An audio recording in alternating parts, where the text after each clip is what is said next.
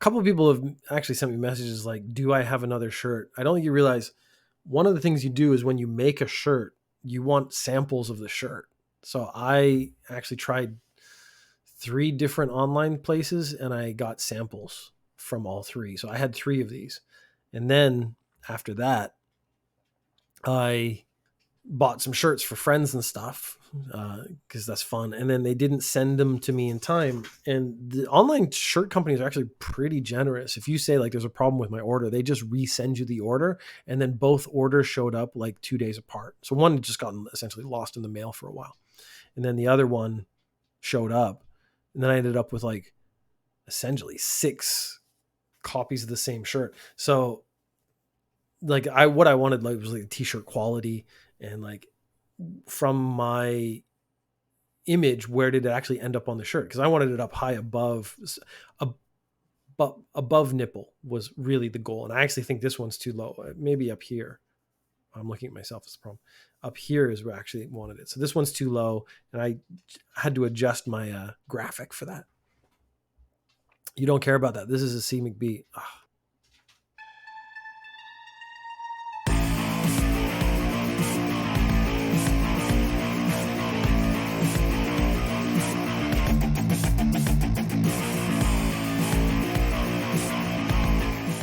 I learned yesterday, this is from a Reddit post from WTF.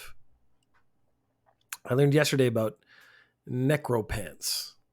So I think the title's up there. Yeah, Necropants. And just the word itself, Necropants, is pretty fun. All right, so I'm going to read it and then we'll have a little chat about it. One of the most difficult feats mentioned in the Icelandic grimoires. I've never... Okay, I wanted to read it all the way through. So I'm going to... God damn it. I keep saying I'm going to do something and then I do the exact opposite of what I say. It's almost like I'm rebelling against myself because I'm a fucking child. One of the most difficult feats mentioned in Icelandic grimoires and folktales is undoubtedly the Nabrok, which I'm sure I've not said right, literally translated to necropants. This is another tool to gather wealth by supernatural means. To begin with, the sorcerer has to make a pact with a living man to get his permission to dig up his dead body and skin it from the waist down. The skin must be completely intact with no holes or scratches. The sorcerer then steps into the skin, which will immediately become one with his own. A coin must be stolen from a poor widow, either at Christmas, Easter, or Whitsunday. I'm not sure what that is. And kept in the scrotum. I suppose I could look it up. And kept in the scrotum. It will then draw money from living persons, and the scrotum will never be empty when the sorcerer checks. However, his supernatural well-being is at risk unless he gets rid of the necropants before he dies. If he dies with the pants on his body, he will become infested with lice as soon as he passes away. The sorcerer must therefore find somebody that is willing to take the pants and put his leg into the right leg before the sorcerer steps out of the left one. The pants will keep on drawing money for generations of owners. That's a lot to take in. If you're on YouTube or Twitch, you are now looking at the necropants. I don't know how real this is. This is probably in a museum because of the other thing looks like it was an explanation. I'm assuming they're not real human skin pants, but it is very possible that they are. So I, of course, reading this, had questions. So I want to go through it bit by bit and ask the questions that I have. It's one of the most difficult feats in Icelandic. Grimoires was one of the words I struggle with because I actually never heard about it until I got to video games where they used grimoires. So it's like a fantasy thing. That's the only other place I've actually heard it. It's fantasy stuff. I would like to be checked as to whether I'm saying grimoires correctly. And I actually am not 100% sure what a grimoire is. I know it's just like a tome, like a book. But why does it have a special name? Makes me think that they're encyclopedias. So Icelandic grimoires and folktales is undoubtedly the Nabrok, necropants. So I don't believe in magic.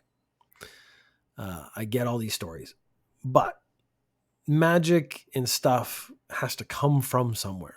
So this was someone's idea. And that's maybe the part I was most interested in.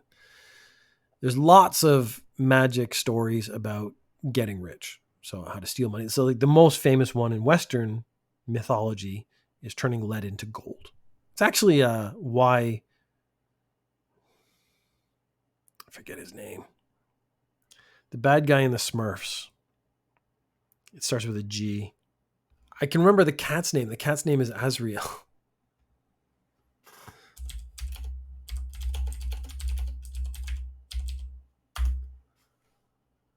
Gargamel. There you go. So Gargamel, the reason he wanted to catch the Smurfs was a concoction that would create gold.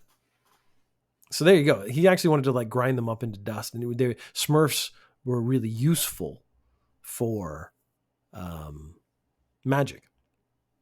They're little magical beings, so I guess that makes sense. I've done the Smurfs before in Velocipodcast. I actually don't know if that one's still up. I might do it again. I have a plan to maybe do the first 100 episodes again and better.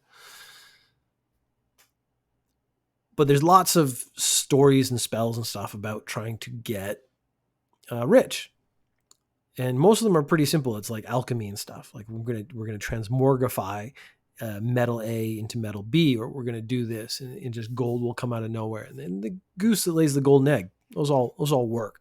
Someone though had to be like, I know the best way to. So okay, there's the question: if you want to accept this story as true, someone tried this. And if you want to accept it as false, someone still had this idea. Both of those are kind of mind-blowing to me. The sorcerer had to make a pact with a living man to get his permission to dig up his dead body and skin it from the waist down. It's interesting that he needed permission. That's like very much like the vampires can't come into your house without being invited in. It's a very strange rule. Japan has a lot of stories where politeness is actually either the solution to how you survive or part of the process. They have, was it Neko something? It's the sound of the wooden shoes that he wears, and he walks behind you. And then the way you get out of him killing you is to go, oh, you go first, sir. Necropants or something, whatever. I forget the name. And then there's the urban legend myth of the guy, you're in the toilet, and then you hear this voice, and it goes, do you want red toilet paper or blue toilet paper? And then if you ask for one, if he's blue, he'll strangle you to death. And red, he'll cut you to death. You ask for yellow toilet paper, please. You have to be polite. If you ask for yellow toilet paper, he doesn't have anything. He goes away. Things like, it's all stuff like that. But yeah, I found this was an interesting bit. You actually had to have the person's permission. So this was maybe someone who heard this story to stop them from just going up and digging random bodies up and starting to skin them and wear the skin. Almost like a disclaimer. So the person who made up this story was like, I don't want people to actually go do this. So you actually have to agree to it. And if someone agrees to it, then it's actually not a big deal. So that's a weird moment in there. It was like either the person who thought this was real, like was putting safety precautions on it so that people just didn't go around, digging up dead bodies and trying to wear their pants, their skin as pants. The skin must be completely intact with no holes or scratches. So that I think is impossible. So if you did a cut at the waist, and then I guess you had to peel back the skin, that is, I don't think you're going to get it off with no holes or scratches. So it's another level of difficulty, making it so that this is almost impossible to do. Could it be done? So I've never skinned an animal. I know I've seen on the internet, like people like with rabbits and squirrels, you can actually just peel their skin off. I'm sure that still comes with some holes or scratches. Like even your toenails. I was looking at the pictures. The first thing I actually looked at was his toenails down here. This image has the toenails intact, but there's no way the skin is going to come off intact. Like, no way at all. Okay, no holes or scratches. So I think basically they've set up a level of impossibility so that someone who wants to try this can't succeed. So first of all, you got to get permission. That's going to be tough. If you came to me and said, hey, Peter, after you die, can I cut off all the skin from your waist down and wear them as pants? I would say yes, because I don't care because I'm dead. But I'm very much like donated to science. So, this is just an experiment on your part. So that's basically sort of fits my mold of, yeah, okay, well, let's try and see what happens. So getting it off, no holes or scratches, I think almost an impossibility. The sorcerer then steps into the skin, which will immediately become one with his own. So let's say you really did this. You put on the other person's skin. I'm now thinking you need someone who is just slightly bigger than you, because you have to be able to fit. If they were way smaller than you, the skin wouldn't fit. Like, you'd tear it, so you'd get a hole or scratch as you put it on. So there's your first problem.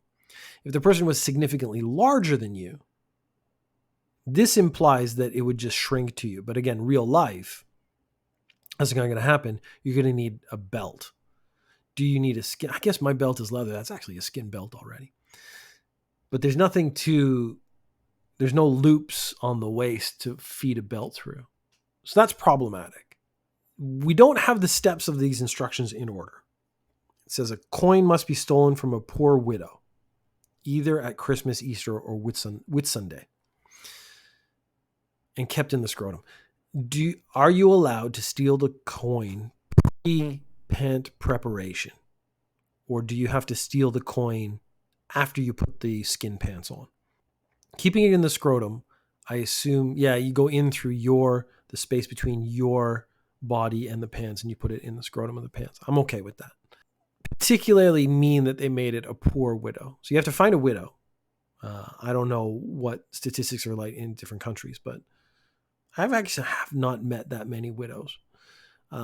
Necessarily a poor one actually makes it that much harder. So again, every step of this is adding sort of slight levels of difficulty to make it harder to be successful. And that is a smart thing to do. The person who's told the story, anytime it fails, you can say, oh, well, there was a hole in the skin that you weren't aware of. You didn't do it on Christmas. You didn't steal it from a poor widow. What is poor? You have to define poor before you can actually make sure you've got this right.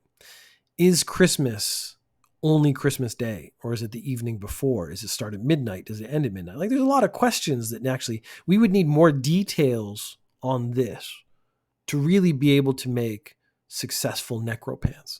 If you do all this correctly, it will magically steal money from people and keep it magically. It will appear in the scrotum. It doesn't explain do those people deserve it? There's a couple of morality issues. I know if you're doing all this, your morals are pretty gray, but there are a couple more. Do I want to really be stealing from? Is it exclusively poor widows at this point? That's terrible. If it's stealing from rich people, we all feel a little better about that. Or is it just you walk by people and money from their pocket ends up in your scrotum? It will never be empty when the sorcerer checks. So if you don't check, it's sort of a Schrodinger's thing. Maybe it's money there, maybe it's not. But whenever you check, it's there. However, I like that there's a caveat after all that. His spiritual well-being is at risk unless he gets rid of the necropants before he dies. So if you die suddenly, you get hit by a car, I guess in this case, maybe get hit by a horse, something older, that's problematic because you didn't have a chance to take them off. And even taking them off is not a simple task. You don't just take them off. It's complicated. If you die, you become infested with lice, you're dead. I don't think you care. Maybe that's a problem they just burn you anyways. They burn the lice with you. It's not a huge issue. The sorcerer must find somebody who's willing to take the pants and put his leg. So does this mean they are going to keep the pants? It implies that at the very last sentence. The pants will keep on drawing money for generations. So you have to find a person who's willing to do this, but then that person will gain all the benefits of your work. So they don't have to like go find a body. They don't have to go find a person who's going to agree to let them skin their legs. They're not going to have to like get the skin off with no holes or scratches. They don't have to steal from a widow. They just get the money. And the pants will keep drawing money for generations of owners. So until you mess up this transition element, there are some issues. And I was thinking toiletry issues. If you want to get that before more personal issues, I assume you can take the pants down to go to the toilet because you're not taking them off. But because they become, when you put them on, essentially skin tight, no, but they must be flexible to a degree, like spandex, because you have to be able to reach in to get the money out. So if you can reach in to get the money out, there has to be a certain amount of flexibility. That means you could have a certain amount of flexibility. You could pull them down to your knees and then sit on a toilet, something like that. I'm going to give that one, but there seems to be an implication. You can't take them off at all. Or can you? It doesn't actually say that. I'm thinking about my personal relations with lady friends, because I'm assuming that aspect of your life comes to an end if you can't take the pants off, because they make it sound like, because I can't take the pants off and just give them to someone else. They have to put their leg in. So there's always a leg in the pants. I can't take the pants off. I think that's the implication. The pants cannot come off at all, which means maybe you could pull them down. So again, you could go to the toilet, but you can't take them off, which means your personal relationships are more complicated. Unless you find someone who's willing to look past that part for the material wealth that you will be able to provide for generations of owners, which I'm sure you'd be able to do. There are always people who care more about money than actually other stuff. And then that personal satisfaction aspect, I mean, that can be paid for. Let's be fair about that. That's all my questions. I would actually like some more answers on the Necropants. I was going to go through the comments a little bit. So here, let's just get this. The Museum of Iceland Witchcraft and Sorcery. So that is actually a place I've always wanted to go to Iceland, but this seems like a place I would like to go. The first comment, these ones are a replica. I actually think if you had a real pair, that would actually be problematic. I don't know if there's any evidence of a real pair ever being made. And I would say that the complications that we've just gone through implies that a real pair was never actually made. Was the second comment. Something tells me some sorcerer went through all the trouble of making a pack, digging them up. Yeah, they're just actually going to sell. That's just people just saying kind of the same stuff I said, only not taking 20 minutes to do it. Something that people don't realize is that pretty much every car company is owned by another car company. So like every German car is basically owned by Volkswagen in some form or another. I know that's an oversimplification, but whatever.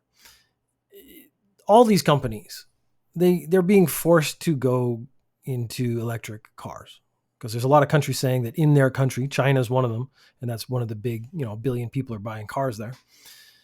We're not going to buy gas-powered cars after 2030. So sensible companies are starting to make switches now. So the problem is you have a tradition.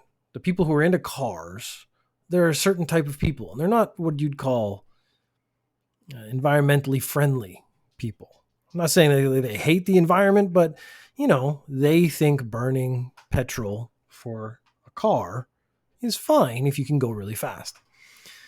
So then these are the people who are now tasked with coming up with new cars and trying to make them seem cool to people who like cars. And then also be environmentally friendly. And then also, basically what I'm saying is they're being put out of their comfort zone. And so that's what we're looking at on the screen right now. So these companies need new sort of slogans for their cars. And it's not going to be like, I destroy everything in front of me. You'll actually notice like pickup trucks and stuff. They're very aggressive kind of slogans and feelings. And a lot of car names, they're aggressive. But here we go. We have different companies. These are all owned by Stellantis, is the parent company. And they're like, basically, we're all just going to go, everything's going electric.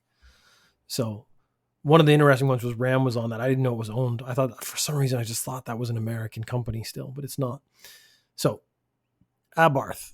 This is I've seen these around in Japan. They're sort of an import. They're a very specific type of consumer. It's like people who want an Italian car almost. Alfa Romero is also Italian, but anyways, Abarth, heating up people, but not the planet. Which there's a thing about old people trying to be cool. And this feels very much like they haven't hired young people. That was the first feeling I got. If you're heating up people, I actually don't understand. I assume they mean with excitement, but I don't get that feeling from this. So people are getting excited, but the planet's not getting hot. Heating up people at first, to me, sounded... Yeah, it just sounded... Oh, man, I don't even have an answer. It just sounded like the people in the car were getting hot, like not like excited, but physically hot. All right, then we have Alfa Romero. From 2024, Alfa becomes Alfa E Romero, which is about as clunky as you can get. Specifically putting from 2024 in it doesn't really help. They could have said in the future, or they could have just said, but even then Alfa becomes, so what happens in 2024? It's just going to be Alfa E Romero. And because every time I say that, I think of the zombie movie maker dude, Romero. Not that these are, I guess, no, they are bad. I was going to say they're not bad, they're clunky, but they are bad as well. Chrysler, clean technology. It just, as soon as you have an American car company and you put clean, I'm already thinking, no, this is a lie. This is not true. Clean technology for a new generation of families. So Chrysler's going for the family one. I maybe am particularly biased, but I would never buy an American car. When I was young, I had Volkswagens. I had a Volkswagen VW. I've had a Volkswagen Fox. Very long-lasting, reliable cars, fairly gas efficient. I don't know what they were doing for the emissions, but they weren't bad. When I came to Japan, it didn't make sense to buy a European car in Japan. It made sense to buy a Japanese car, so I got a Nissan. So I'm probably in the next 2-3 years be looking at a new car myself. So I'll be looking at hybrid at least, because again, in the future, they're just not going to be able to get anything but electric cars, which is I'm good with. Citroen Electric. Yeah, Dave doesn't like that. He wasn't down with the Citroen one, clearly. So Citroen Electric, well-being for all. That's not bad. It doesn't feel like it has anything to do with cars. But yeah, that so of the first four, that's the best one, and it's also pretty garbage. Dodge, American company, just not interested, if I'm being honest. Tear up the streets, not the planet. So you can see this is actually going back to my earlier point where Dodge has positioned itself as an aggressive car company for an aggressive consumer, with an aggressive messaging, with aggressive, just all around aggressiveness. And that's hard to translate into, we love the environment. The world is going to be a better place if you drive a Dodge, because that's not the feeling they've been going for the last 20, 30 years they've been making cars. So tearing up the streets, not the planet. I would be interested to see what the electric Dodge looks like, and if it's just like a battery taped to like a V8 engine. DS Automobiles, I actually don't know what that is. The Art of Travel Magnified, sure. When I see DS, I think, Nintendo DS. Anyways, Fiat. There's a company I like. DS Automobiles, I actually would have to look up what they are. It's only green when it's green for all. That's a pretty meaningless message. I'm okay with it. Again, it doesn't really mean anything. It doesn't seem to relate to cars at all. They need to relate these messaging to cars, which might be the issue I'm actually having with a lot of them, is it doesn't actually match anything that happens with a car. Jeep, and then for some reason, Jeep is a registered trademark. None of the other ones are. Zero emission freedom, not bad.